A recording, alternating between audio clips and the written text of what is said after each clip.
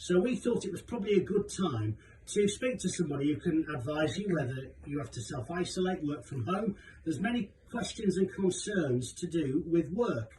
And here to answer some of them is employment lawyer Jodie Hill from Thrive Law. Jodie is also a lecturer in law at Leeds Beckett University. Jodie, good morning. Morning, Richard. Now, I've got some questions, but people have been in touch with theirs as well. Can you stay at home to look after other family members? The short answer is yes, but it wouldn't necessarily come under the sickness side of it. So you want to be looking at your dependence leave policy.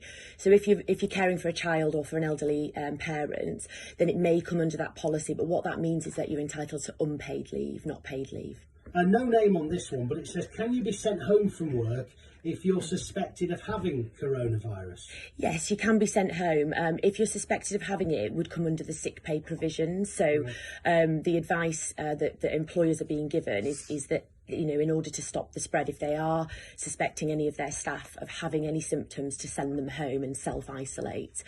So for that period of time, the sick pay's potentially changing. I don't know whether you've already discussed this on the show, but ordinarily you'd look at your contract of employment when it comes to sick pay. But there are SSPs, that's your statutory sick pay, your minimum requirements, that come in usually after day 3 of sickness, but the government are saying they're going to bring that in from a day 1 right.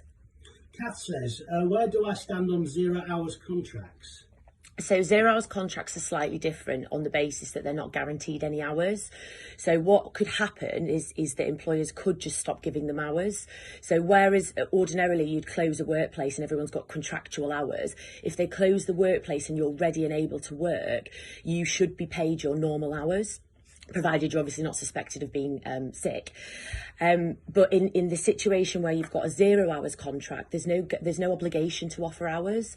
So they are at risk, realistically, because the employer could just say, well, we're not giving you any hours.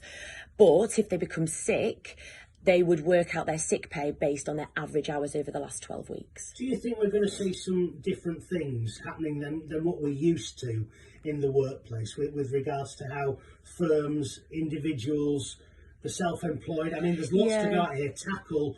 There will be challenges with this. I think so. And I think a lot of this comes down to best practice and making sure that we don't damage the mutual trust and confidence between the parties. So there are implied terms in our contracts.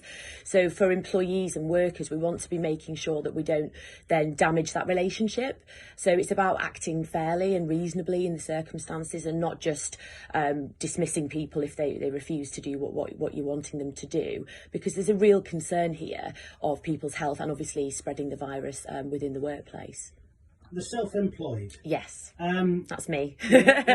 Most of my working life, I've been self-employed. Yeah. You don't work, you don't get paid, in short. Well, you don't, do you? That's true. What would you be saying as advice to anybody listening to this who was self-employed and maybe affected at some point? It's really difficult for self-employed people because, as you say, they're not covered under any sick pay rules. So ultimately, if they don't work, then they don't get paid. In terms of advice on what to do, it's about keeping yourself safe. So identifying if you are one of those vulnerable people, whether you've got an underlying condition or you're elderly, or for example, if you have to care for a child, then you're going to have to just stop working. And unfortunately, there's no support at all in relation to financial means like sick pay. I did see a petition though today for the government to stretch sick pay to self-employed. I don't know whether that's going to come in or not, but I have seen it online.